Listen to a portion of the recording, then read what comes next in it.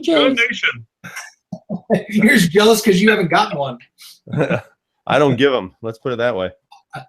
Right. What's up, everybody? Oh, got a good little crowd. We got Craig, Crazy Scotsman, Bud, Pops, B-Borg, Captain Phil. Hey, KSGunGuy's on too. Ah, who cares? And we got Sean M. Pops, B-Borg. What's up, Scotty? Captain Phil. Hey, KSGunGuy's on too. Hey. Who cares? Mute your chat, dummy. Yeah, I gotta mute my chat. It's probably me. That was me too. My bad. And Robin's on, Robin Jones. Okay.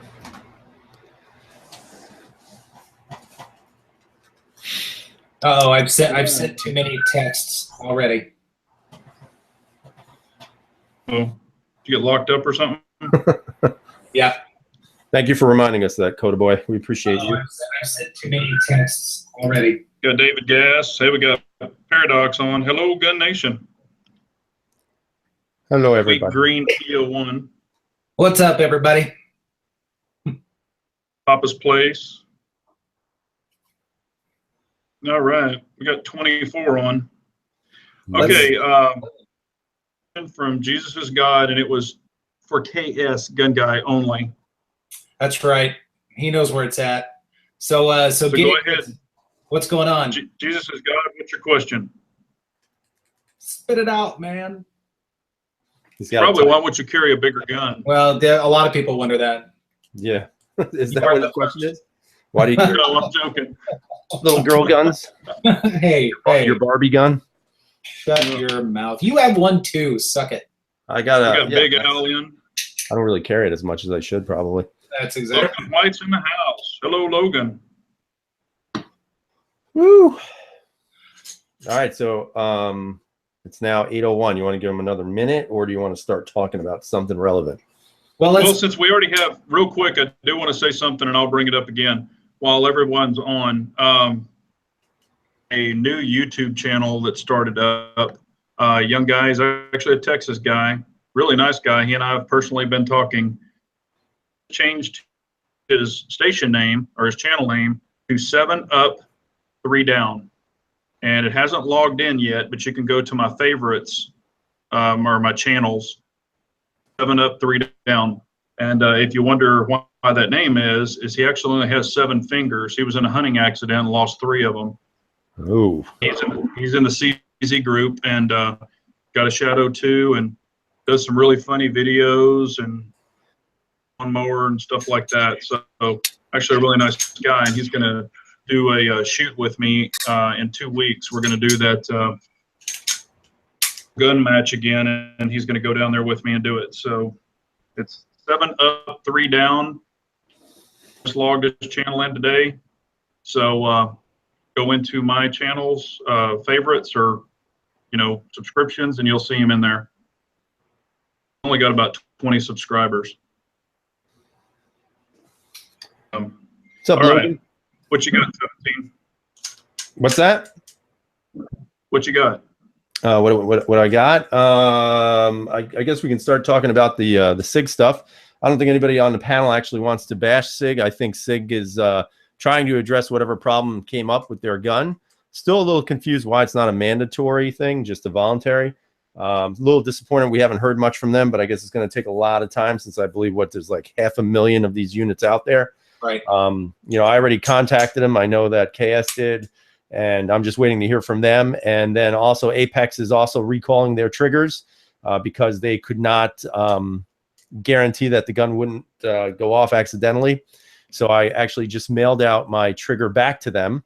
So what they're planning on doing is giving, I guess, some sort of, either you can get a refund for the trigger or you can get it towards an item that they sell, another Apex item. So what I'm going to do is just put it towards something new from them. And unfortunately had to get rid of the trigger. So. Okay. Yeah, I'm curious to know how long it's going to take. Like you said, I mean, I registered basically first thing Monday morning, And the process was extremely easy, which was great. So I commend them for making it relatively brainless, because I know people like me or whomever, don't want to go through a million steps, a million hoops to do it, and have to end up calling customer service. So that's great. So the next step, I guess they're going to be contacting us, and I'm not sure how they are going to identify. I don't know if it's going to be first come, first serve, or if they're going to go by serial number and somehow divide up into different chunks, so to speak. So it'll be interesting to see about that. Then they were saying something like, I think it was like 4 to 6 weeks turnaround, something around there. And 4 to 6 weeks. Yeah, I hate being out of gun and having the manufacturer hold on to it for that long. I know 17, you've had that experience. Oh yeah.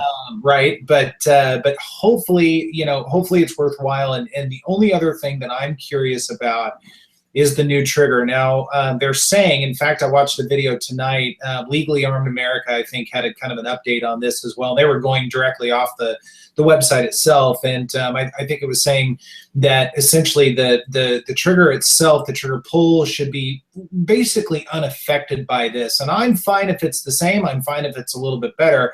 I would be probably a little bit upset if it's not as good a quality trigger, if it wasn't as smooth, or if it was a pound heavier or whatever. I mean, I think I would be disappointed in that. But it'll be interesting to see what the coming months will tell us. It'd be nice to know if the trigger they're going to be giving people is the black trigger or the one that I saw in the video. That I guess it's almost like a bronzy color. I hope it's black. Yeah, well, I think for the FDE frame, probably for the same for 1776, I think the gold one would look pretty cool. Yeah. But I have a feeling they're just doing that in house. That'll be their testing one, and then they know the other ones. Right now, but they're probably gonna. Oh, sorry. I think they're gonna coat them. I think they're gonna, I think they're gonna make them black or, something. So I don't see them all going out gold. Yeah, and then Al was saying that he believes it's only civilian and police models. That'd be correct because the military has already been fitted for all those new additions. So. Yeah. Yeah, Mateo, Live for Wilds in the house. Also, real quick, while he's on here, if y'all haven't subscribed to the Crazy Scotsman, please do, for the CMAX. Really big deal. You can go in and enter the raffle, or go in and give money to CMAX. I'll put you in the raffle, and there's some great prizes that y'all can win. Please do that. What's going on with your golfing club? A golfing club? Oh, we put it up, and Pops put a minimum on it, and it got close, but it didn't hit, or excuse me, it didn't hit the reserve. So it's back on there now. People already are watching it. Down to the last of the wire, and then start launching on it. I mean, we had some really great bids on it. Just didn't hit the maximum, but I think we're gonna do really well with it. It was up to like 250 or something like that. That's good.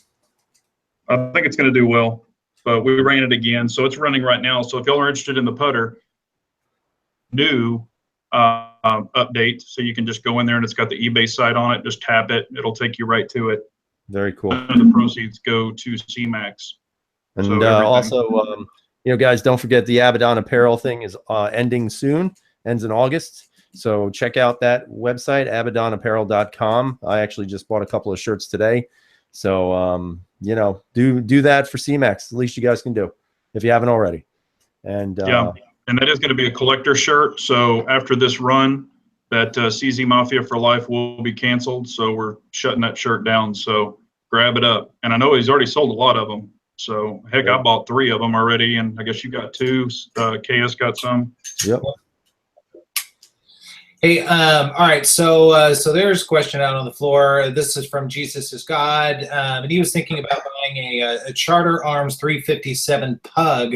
Then basically because he likes the way it looks, which is totally respectable. I've been known to do that many a time. And he said, and I think he corrected himself down in the comments, but it's somewhere between a 1 and a 2 inch barrel on that, and he was wondering how much velocity he would lose as the barrel gets shorter. And I know all you guys, I'm sure, are going to have some thoughts on this as well. Although I don't, I've shot a couple of 357s and 38 specials. I'm not a big revolver expert, but from what I know, from what I understand, and I think the physics are basically the same regardless of the gun. The longer the barrel, the more pressure can build up behind the bullet to push the bullet out of the barrel. So the higher the pressure, the more velocity is going to go with that barrel, generally speaking. Now, there also is a point to which the length of the barrel no longer matters. So there's kind of an optimum length. Now, I would say somewhere in the 1 to 2 inch for a barrel, you're going to lose some velocity for sure. If you've got an advertised velocity on the package of a bullet, whatever that bullet is, I would say you're going to lose X amount percentage, whatever it is, 10%, 15%, 20%, whatever. However, at the same time, the bullet's probably still going to do its job. If you're launching a 357 out of a 2-inch barrel, I think it's still going to do the thing that it intended to do, which is hit the target and more than likely put it down possibly for good. So yes, it definitely has an impact. However, in the grand scheme of things, in real life, it's still going to do its job. I mean, what do you guys think?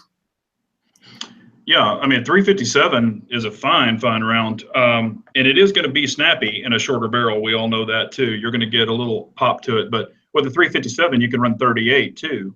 So, I mean, there's a benefit there. You know, I've taught my wife and my kid how to shoot, you know, shot them on a full-size 357, put 38 in it, but I did put one 357 in there just to let them be aware of it prior to it, and it'll definitely wake you up. So there's a huge difference, but I don't see any problem shooting that at all, especially if that's what you like. And you know, the cylinder on a 357 is definitely bigger than a 38. One's going to use it for concealed carry, or they're just going to use it for a target gun now. I have no clue.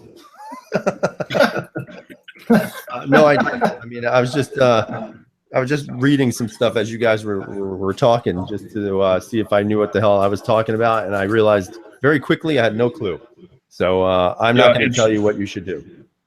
And Sean is saying the 357 out of 2-inch barrel is painful to shoot, and it's got a wallop. Yeah, you definitely know you're shooting it. Without question, and I think even a 38 special out of a 2-inch gun, especially when you start talking about something like a Smith & Wesson Airweight or something like that. I mean, they often are called wrist snappers for a reason. So just be aware, you're going to know you're shooting a gun pretty quickly. Yeah, you better have the butt out and the hands forward for sure. And then also they're talking, you know, like Scott's brought it up, you know, the short barrel ported is a lot less painful than it is. You know, it depends on if you're going to use it for a carry gun. And I know we've talked about this before too with a ported barrel. Ported barrels, but I personally won't carry one. You know, like we've talked about before, if someone's in your passenger seat and someone were breaking in the passenger door and you had to throw that gun over there, you know, the blast could blind them. You know, and it's not a painful blast, but I mean, you could get debris in someone's eye, or you know, with it. Well, the flash, especially if they're that close to it. The flash alone in a darkened environment, I think, would be enough to either throw your perception off or a person next to you. You know, I don't know. I mean, like a ported barrel to me is something that's used for, you know, competitive shooting. You know, I guess. I mean, I don't have any ported barrels, but I don't see it being a necessity for gun carrying at all. Well, and I mean, it depends on where the ports are. You know, if the ports are going straight up, I mean, you're still going to get a little bit of flash, but you know, with the side ports, yeah, more into play. But you know, some will do them on the side so the flash doesn't come up because they say, oh, it'll blind your sights and you can't see.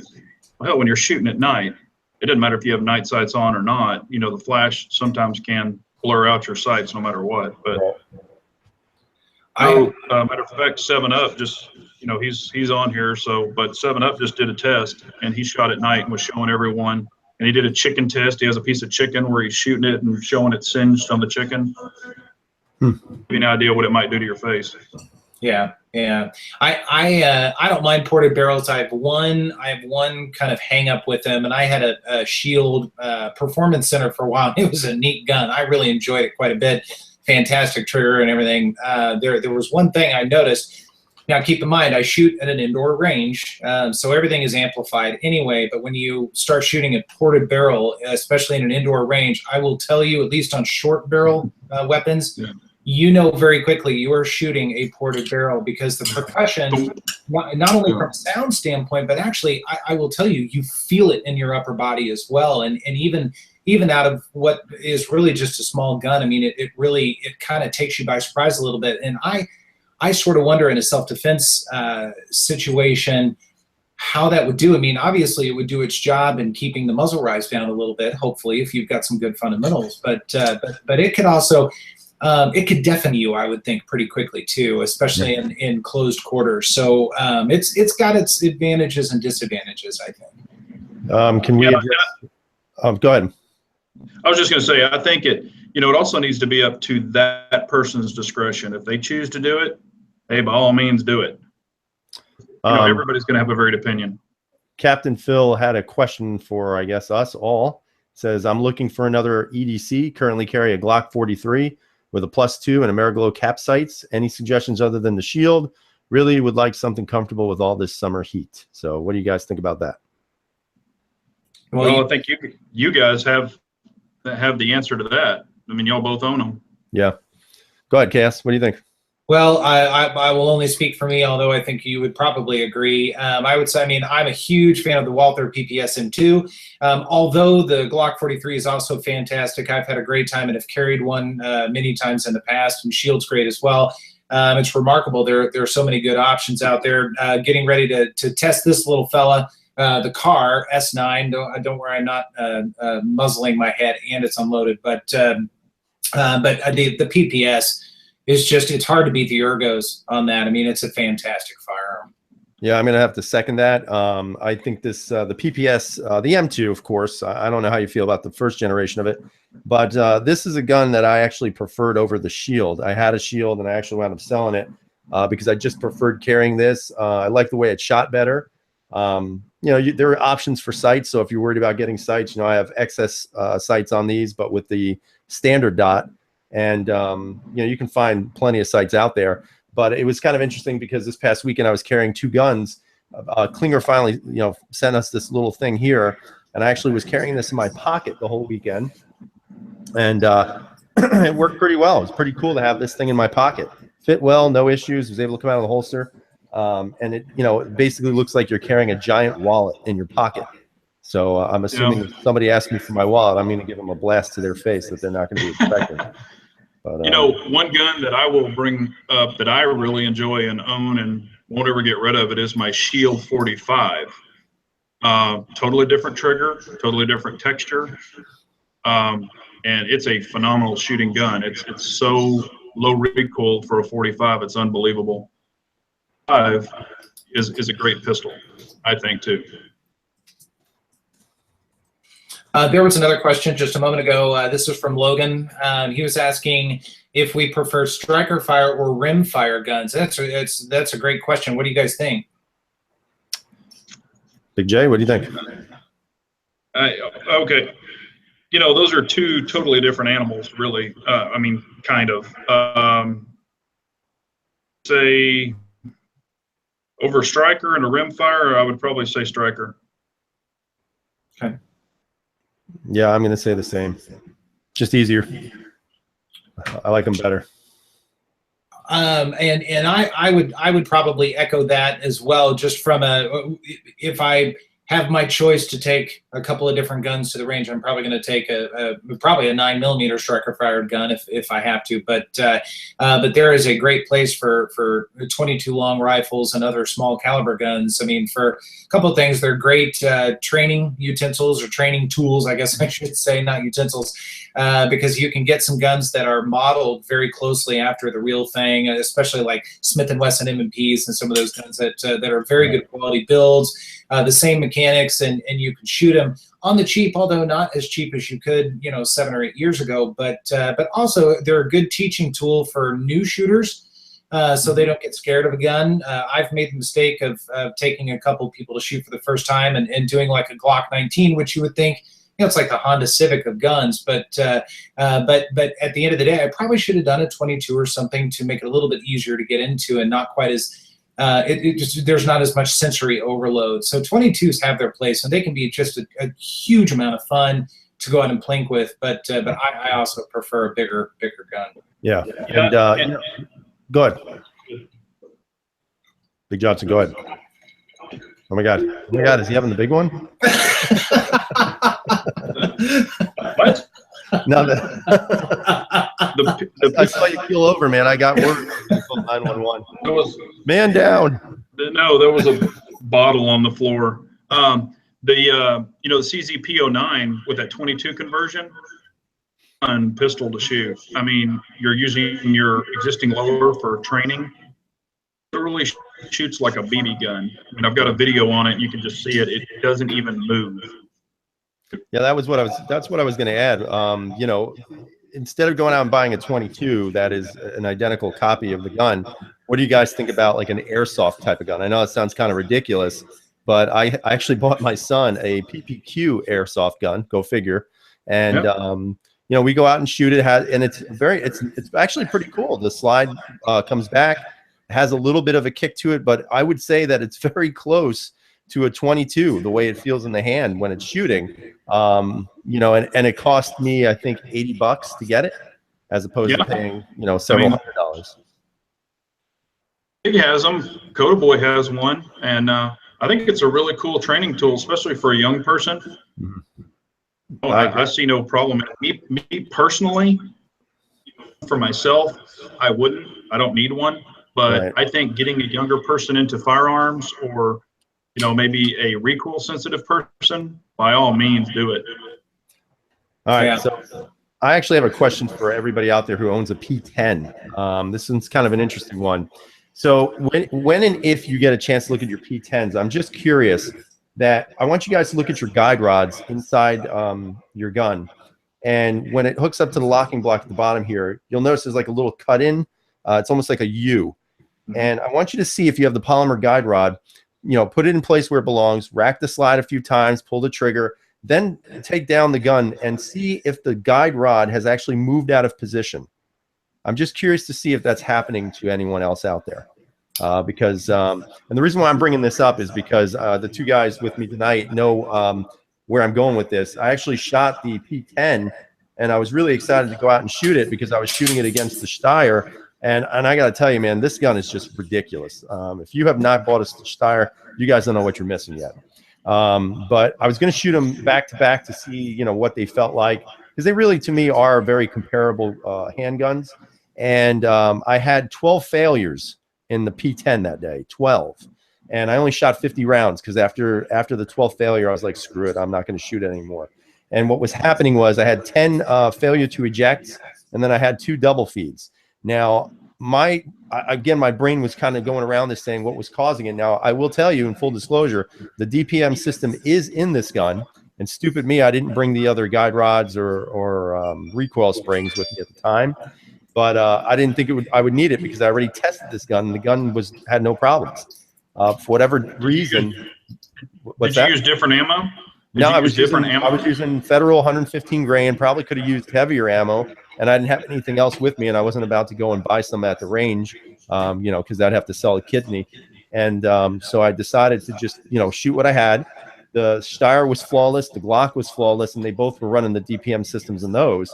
But I was a little, kind of angry about it because what I am noticing is even with the polymer guide rod, and I mean, I don't think you guys are going to be able to see this on camera, right? But if you notice, let me see if I can get this up to the camera. What's happening is when you rack the slide, this, the whatever you want to call it here, the base of your guide rod is actually falling into the actual locking block. So it looks like it's supposed to sort of line up where that little cutout is. Oh, there it is. But what's happening is when you rack the slide, it's actually moving forward and dropping down even further. So I don't know what that's about. With the polymer, it does that, or only the DPM? For both of them. Yeah, that's incorrect. It shouldn't do that. I mean, most guide rods will move a little bit on the locking block.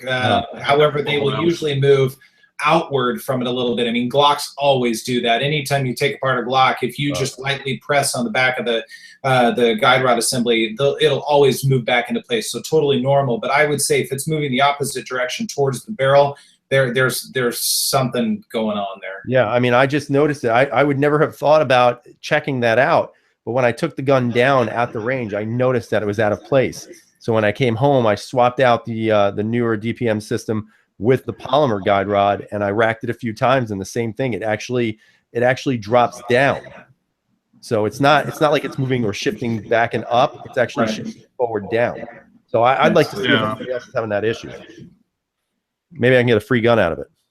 That's weird. Probably not. No, I don't think so. Let's see here. That was a long rant. Sorry.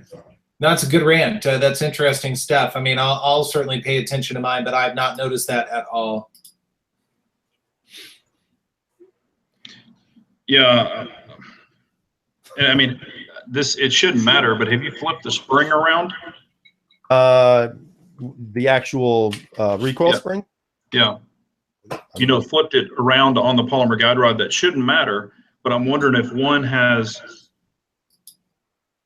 you know, like how they kind of narrow them on one end and then one is farther. It's funny that you say that, because what I did was I took this out, and that's the actual spot that goes into the locking block.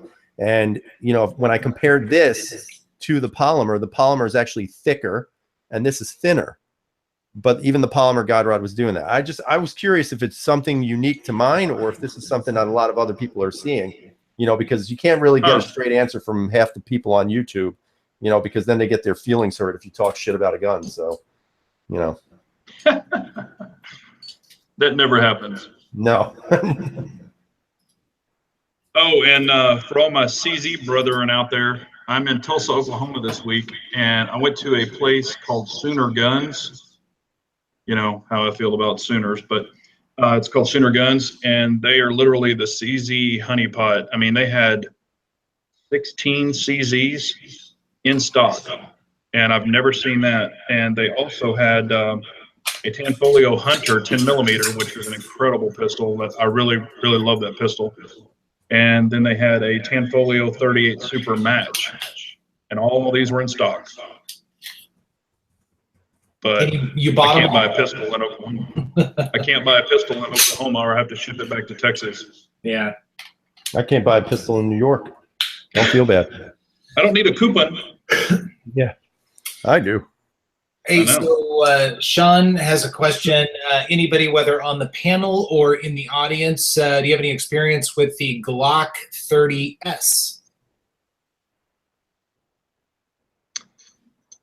Yes, I have several Glocks. I have like 20 Glocks. You know me. No, but seriously, have you ever shot either, or really the 30 or the 30S, either one? No, I've never shot either one.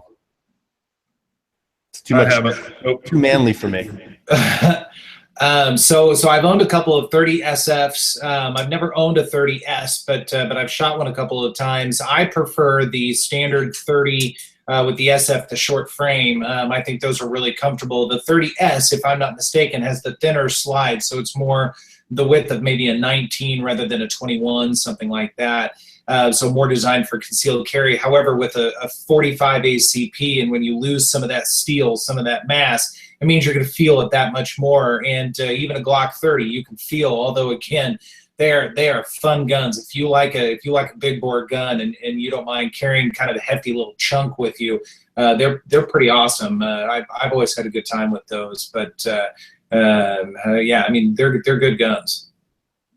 Yeah, and I mean I love a 45 no matter what, but not a Glock frame for me. I'm too busy loving my Glock 19. Sorry. SoCal's in the house. Jay Greg, what's up? Greg, yeah, I'm glad you're liking the Glock, man. That's awesome. I'm very excited for you. It's a great gun. I never thought I didn't think either one of you would come back to Glock, so I'm pretty excited about that. You know, it's weird, man. Every time I've left Glock, I always go back. I don't know why. It's just I don't know. It's even as just unsightly as they can be sometimes. They're just really nice guns to have, you know, because you know they're gonna always work. Yeah. Well, there's something else they about do it too. Go ahead, Big J. I was just saying they do. They work, but you know, I just don't like the Glock angle. That's my only beef with them, and that's just a personal thing. But they do work. Yeah, I came close to buying an M&P this weekend, an M&P 2.0, and then I just couldn't do it.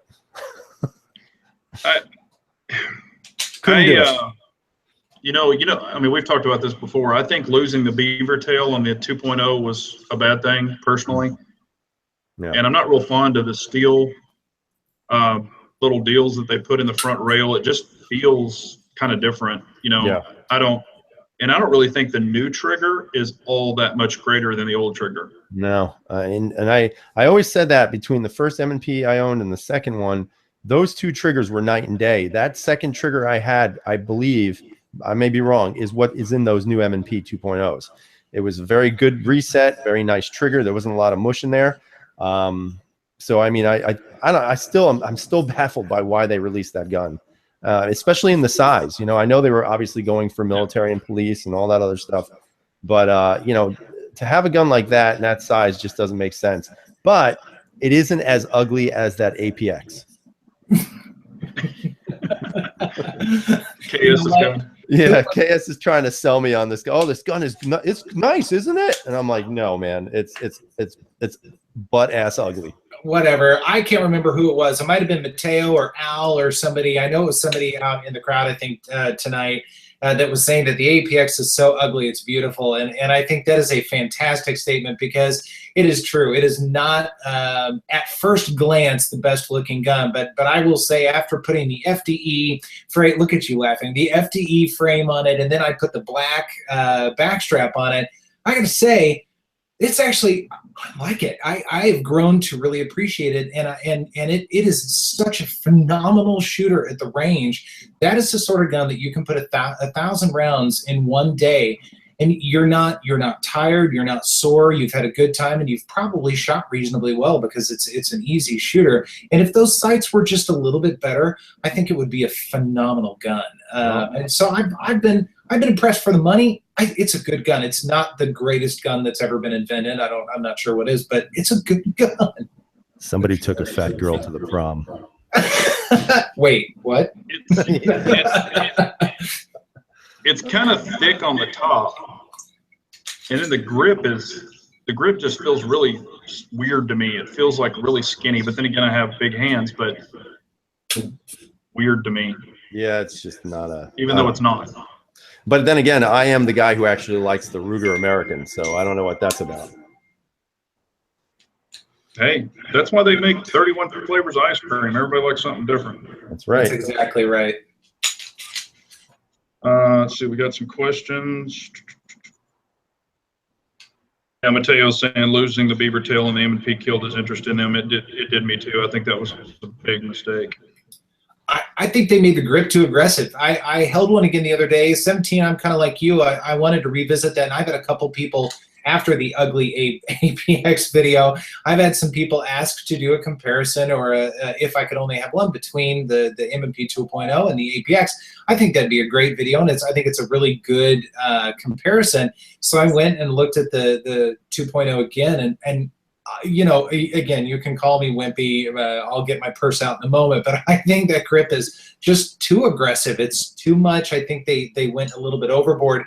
If they had made it more like the Shield 45, which I think has an incredible grip texture on it, I think it would have been perfect, but it was too much. It is. It's just a larger version of the Shield 45. It's the same texture. I disagree. I held the two next to each other, and I felt like, and maybe it's just me, or maybe it's because the sizes were different. It might have been an optical illusion, but I really truly felt like the aggressiveness on the Shield 45, albeit pretty aggressive, it was not, I don't think it felt as severe.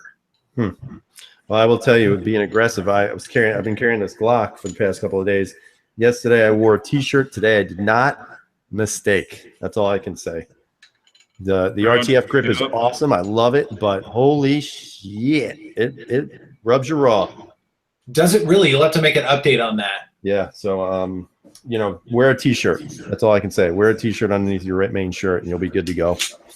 Do you think? Well, I mean, I like a super aggressive grip. and a super aggressive stippling. It doesn't bother me at all. Yeah. Was your holster moving and rubbing? No, like when I was sitting down in my car or in my truck, Pushing you your know, back when on it? I would move or something like that, I could feel it almost like, you know, like sandpaper rubbing off my skin. I mean, it didn't cause any skin to be removed or any marks or anything, but it was slightly uncomfortable. So It I didn't won't rub deny off your tramp stamp? Yeah, yeah, yeah. That's what I was doing, hiding it right there. Let's see here. Oh, and you know, I mean, there's some stuff going on here about recommending a P10C. Sean is saying to Logan. I mean, I think those are both great guns. wait, what's the other gun? The P10C Uh-huh. or a Walther PPQ. I'd recommend No, a just Steyr he's saying. M9. Yeah. I mean, but you know, hey, you got to look at it this way too, 17. A lot of people aren't used to those standard sights, and they might not change them right away. But it's not like you're going away from a sight system that is completely odd. I mean, if you can adjust to, to me, I think big dots and, you know, iDot Pros are more awkward than those trapezoidal sights because it's still a 3 system. Only instead of dots, you have 2 little spikes in the back and then 1 triangle in the front. I mean, it's the same concept. I think what throws people off is the grip, you know, because when you hold the gun the first time, you're going to notice that you're pointing slightly too high, and then you have to adjust the grip a little bit to bring it down lower. And I think that's what throws people off. So it's really not the sight system. It's actually the grip angle that's throwing people off. But I mean, a couple of like 10, 15 rounds, once you start shooting this gun, dude, I'm telling you, Mike, oh, sorry, Big Johnson. I'm telling you, buddy, that this gun you need to get one. Period. Just buy one. I shot KS's and I like the gun. I do like it. I'm not saying it's a bad gun. I actually really enjoyed shooting it. But with the trapezoidal sight, since I wasn't used to him, I was just this far off the bullseye, but it was everything was just a tad left. But shooting it more, yes, I could have gotten it. Yeah. Now I noticed that Sean is saying I'm not recommending a Walther, and you know, guys, I'm going to be honest with you. I'm really starting to kind of move away from the PPQ. Shockingly enough, I mean, don't get me wrong, I still love the gun. It's a great gun, but I threw several hundred rounds through this the other day. I'm telling you, for me, the Steyr is the real deal. I mean, I'm still amazed how many people don't know about this gun. However, I will tell you, a lot of the larger channels, unlike mine, a lot of the larger channels are now saying the Steyr, the gun you've never heard of. Well, where have you been for the past 7 months? Because I've heard about it 7 months ago, and there's plenty of people out there who've heard about it 7 years ago when they were all pieces of crap and everybody wanted to get rid of them. You know, these new Steyrs, man, they're absolutely fantastic to shoot, extremely reliable. There is really zero recoil in this gun, just the way your hand fits. Yeah, and I mean, from a person who doesn't own them because they own them, very flat shooter. That thing is super flat shooting. I mean, I was looking at the muzzle commented to KS. I'm like, man, this thing shoots flat. Yeah. So, I mean, it's super, and the trigger is awesome. The only thing, it doesn't have the reset. Right. And the trigger is an amazing trigger for a stock trigger. It's what did I weigh this in at? You remember what was it, like a 3 something or a little like just about like 4 pounds? Yeah, I think it was under 4 pounds. It was 4. Yeah, it was like 4 pounds. It was right there with the PPQ.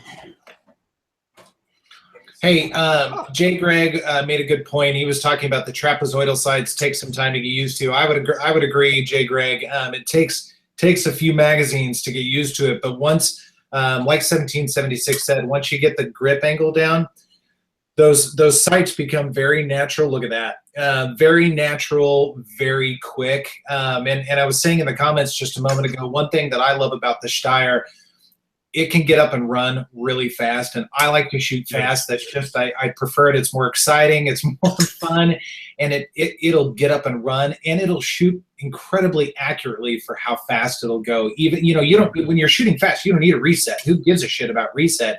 That thing will fly. Yeah, no, I lit up. I think I ran like 2 or 3 mags through it, and either the second or the third.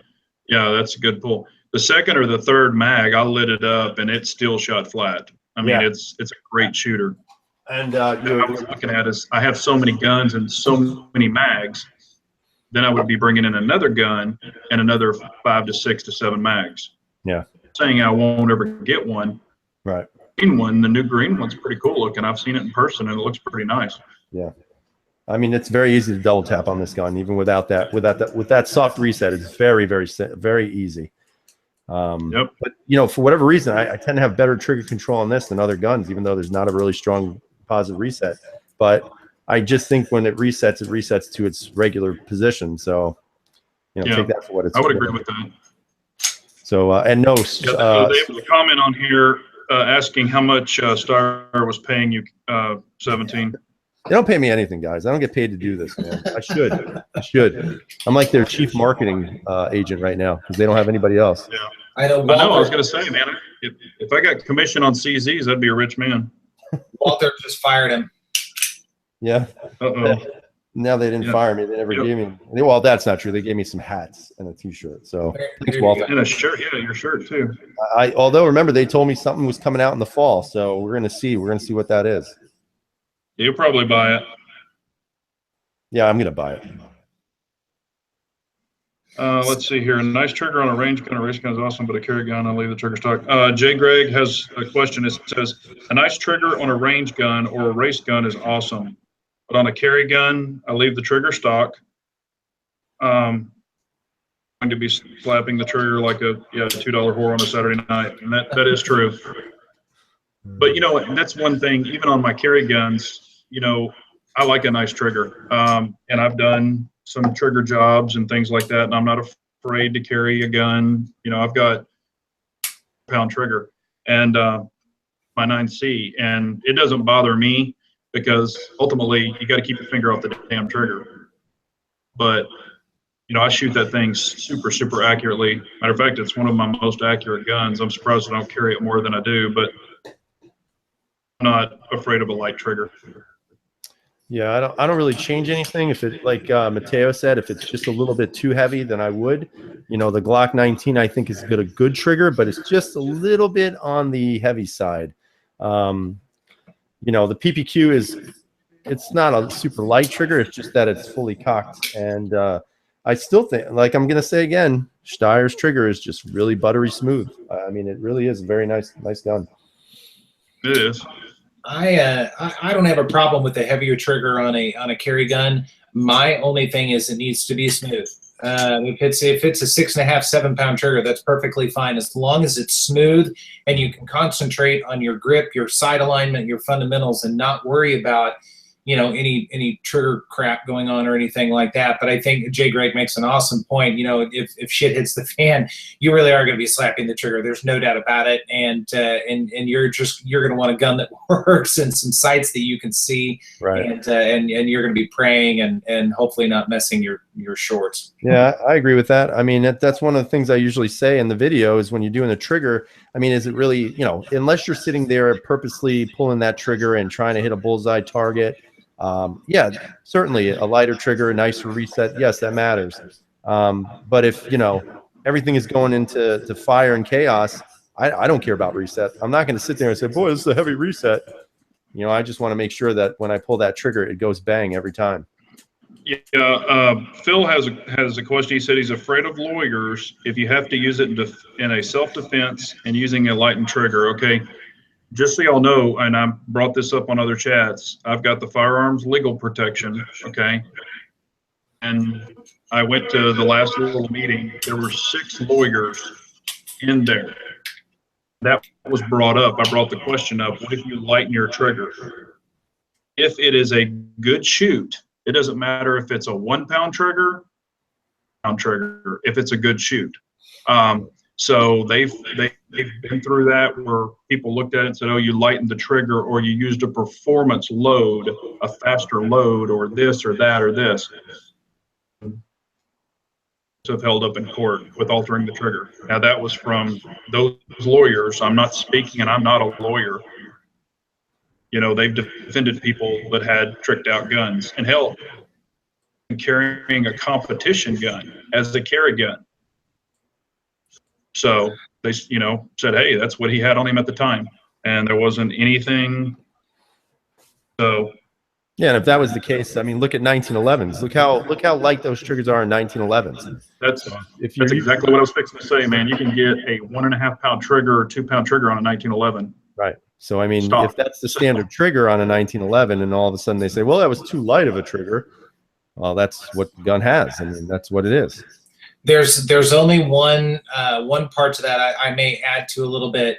If you have done anything to a trigger on a gun and you have a negligent discharge and you hit someone and perhaps you either injure or kill them, then it becomes an even bigger issue than if it was a stock trigger, because the lawyer will have a heyday with that. So it is something to potentially, and I'm not a lawyer either, but these are just case studies that I've read or watched videos on, or various things like that. I mean, there's an argument to be made for both, but at the end of the day, I think you're absolutely right. If it's a clean shoot, if it was, you were truly afraid for your life and you used your gun in self-defense to protect you or the people around you, whatever, that's a totally different story. And the bad guy's lawyer is going to have a hard time making a case that you lightened your trigger a pound and you saved your life or somebody else's. Right. Yeah. No, I agree. Great point. And I mean, even if you want to go into statistics about it, you know, most of the time, if somebody comes at you and you pull your gun, most people aren't going to stand there and say, okay, shoot me. They're going to run the other way or pull their own gun, and then you shoot them. But I mean, you know, I think a lot of people get caught up in this what if scenario. But, you know, I think all three of us have been carrying for probably, what would you say, on average, maybe 30 years, maybe if not more. Yeah, I've been carrying for a long time. I'm saying if you were going to add all three of us up together, so over 30 years combined, would you say that? Yeah. Have any of you ever had to shoot anyone? No, not yet. No. Exactly. I've drawn my gun twice. I've drawn my gun once. And he didn't stick around for long enough. That dude ran. That dude ran, man. One, I kept it on until the cops got there, but that was it. The other guy ran. Yeah, I never saw a guy run fast in my life. Yeah. Uh-oh, Sean's saying we're old. I'm old. They're not. Yeah, he's the bulk of that plus 30. Shut up. Wine, though, that's with age. That's fine. Yeah, sure. Let's see. There was a question here. Yeah, and that's, you know, Keenan brings up a great point. Lawyers are just trying to find an end to defend a scumbag, and that's true. If you even have a great shoot, and that's one reason, you know, I really push for the self-defense insurance. You know, even if they say it's a perfect shoot, you're clear, go bye-bye, go home. Then you've got the civil family looking for a payday. Right. And, you know, that's where the big bucks come in. So, and with that defense insurance, you know, that's all paid too. So your family and your investments and what you own, I don't want to give away everything I have just for some loser meth head, you know, family that didn't even care about their kid until all of a sudden they're looking for a payday. Right. I apologize about this internet. I'm sure it's me. I've been seeing that I'm breaking up or the voice is bad, and you know, it's like a but let's see here. What did y'all carry today? Gun check. Glock 19 Vickers edition. Carry that. Laptop. P01. Nice. And it's loaded, so I'm not going to pull. I'm not. What? I carried a laptop. You didn't carry your TikTok. What about your Tic Tac holster? Yeah, can't do it. Not at work. Not allowed. So we do not carry at work, and I know that there are some people that probably still carry at a place that says you can't carry. I choose to respect my company's wishes on that one. I don't want to risk my job and that sort of thing. But you know, and Coda, and I know he's not on anymore, but he put out a video not too long ago speaking of carrying and that sort of thing. And I think this is relevant. he's talked about carrying at home, which was a really interesting topic, and I think we could probably kind of carry that forward a little bit in this this last few minutes of the discussion. I thought about that a little bit. I know I'm within essentially arm's reach of a firearm pretty much anywhere I am in the house. I do not carry one physically on my body, but I can have a gun in my hand long before somebody gets to me in a house. And knowing my house, I feel very comfortable that I could take care of 99% of the situations that would happen at my house. But it was a really fascinating video, and also really fascinating comments that came on. Yeah, I did a response to it, and I always carry it home if I'm out in the yard, if I'm in the backyard, and my backyard's fenced and all that stuff. But you don't ever know what's going to happen. So I carry in my home, and like I said, if I'm sitting there in, you know, my drawers or whatever, the gun's right here. I mean, it's, you know, a hand away. Right. Yeah, because I want to, you know, when we did our gun check, subs are giving theirs. Sean did a P07 today. And please sub him. He's a good guy. Texas brother. Glock 43. Bill did his PPS M2. Jesus Bond Arm Slayer 410. Jeff England Honor Guard. G-Man did a P09 40. And let's see, Mateo's getting him a new P07. I guess that's, oh, J. Greg 26 on him right now. G42 in his pocket. He loves that G42. Gerald LCR 38 special. 410. Guess that's it. From Keenan. Oh, and a TP9 from Mateo, Gen 1. And Teresa Bluen is Shield 9mm. Hey, well, you guys carrying the Glock 26, do you put any pinky extensions or anything like that, or you just carry it with the flat base plate? Flat, baby, flat. Just out of curiosity. Man, I mean, like even on my 9C, I at least have to have the pinky extension at least with the 12 round. Not me. I carried flat for, I probably carried a 26 for 2 years, and it was always flat. I always had a Glock 17 magazine as a backup, but I carried my my flat base magazine. I like the pinky extensions. They're fantastic, but I was comfortable grabbing and functioning the gun with just the 2 fingers, so it didn't bother me a bit. Keenan has the Pierce extension. Yeah. Yeah. You know, and that's the thing, you know. One, I was really worried about getting my hand on it, you know, and I can. So rubber on the bottom, it really helps me a lot. So oh, and then Gerald saying, well, he's talking to UKS, but he said he pissed off a few SIG owners. He can be fixed. I figured he would too when I saw it. Well, if you guys saw his video, it was fantastic. I mean, you know, he he at the end of the day offered an alternative purchase to Sig Sauer's, and I thought it was very tastefully done. A little bit of comedic effort there, and Gerald, I saw the value in that, and it was in no way implying anything. It was just a good perspective, and I enjoyed it. Well, and Al is asking a question with his shield. His wife has a Shield 9mm and wants a mag extension for her. Typing it to you, but it's the Hive. I've got tons of videos on them, and I have 4 of them for my Shield 9mm, and I have 4 of them for the Shield 45, and I have put rounds through the Hive 9mm. I've got several videos on it, and they have worked flawlessly. And they're really not expensive. You just add it on to your extended magazine. You don't do it on the flat. You do it on the extended. So I've had no issues. And I've got videos of me shooting them, etc. And then Paradox what is holster asking do you have? Yeah, Paradox is asking, what holster do I have for the P01? Is the I'm drawing a blank. Who is it? 17. The holster, you know, the $27 one.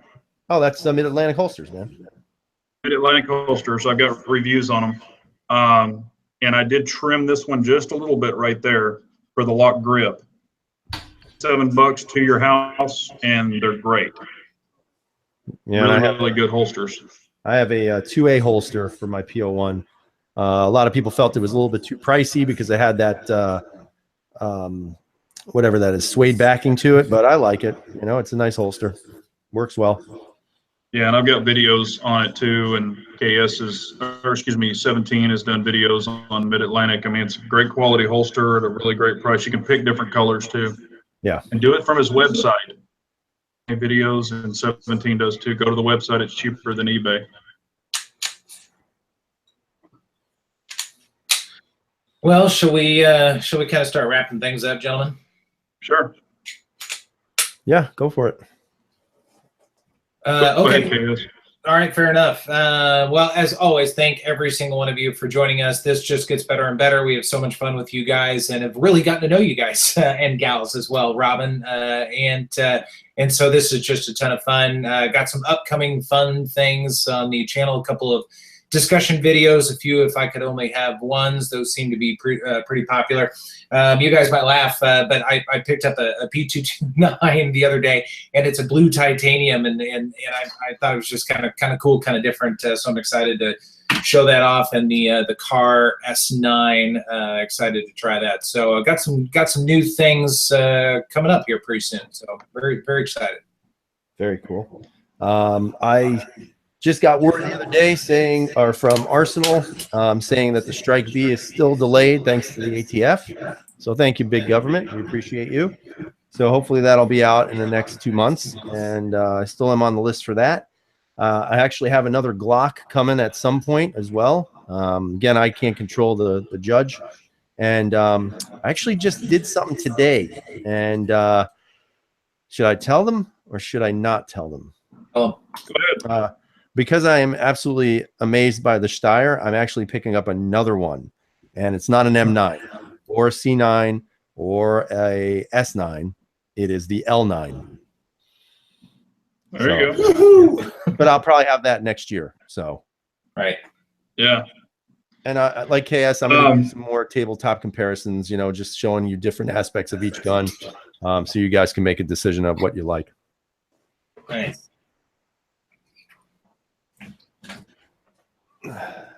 Big J, you still there, buddy? Oh my gosh, did he freeze? Did he freeze at the last moment? 4 minutes left and he freezes. Oh, what? God, Oklahoma sucks. Okay, well, just in case. Oh, wait. No, he's back. Yeah. He's back. I was gonna say I didn't. Sorry. I was just saw everything freeze up. Yeah. Okay. Are y'all finished? I'm sorry. Yeah, go. Okay.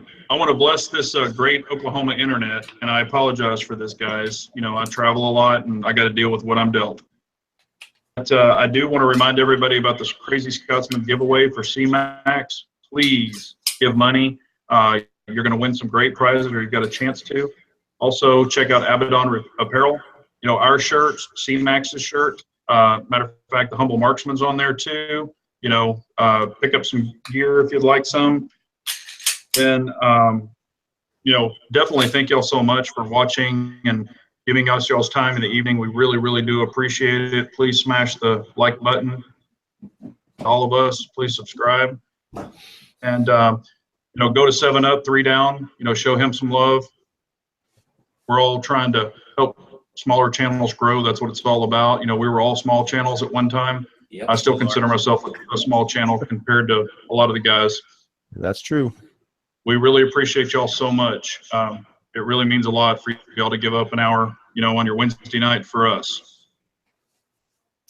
Amen. So, but we appreciate y'all. And who has it next week? Is it KS? 17. It's me, I think. Yeah. 17. Okay. Is my mic still working? Jesus, this thing. Yeah. Next week, next Wednesday, it'll be on 1776's channel. An alert will be coming out to let you guys know and ladies know. And we appreciate y'all so much. Lots of exciting stuff on the way. Yep. On. See you, fellas. See you guys. Take care.